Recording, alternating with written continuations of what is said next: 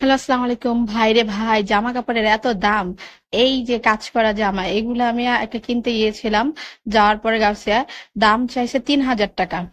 এই ৩,০০০ টাকার কথা শুনে আমি নিজে কাজ করতে পারি, তার শুধু শুধু জামা কেন আমি কিনতে যাব ৩,০০০ টাকা দিয়ে? আমার ১,০০০ টাকায় জামা কমপ্লিট হয়ে গেছে। যাই হোক, তারপরে এই জামাটার কালারটা নিলাম।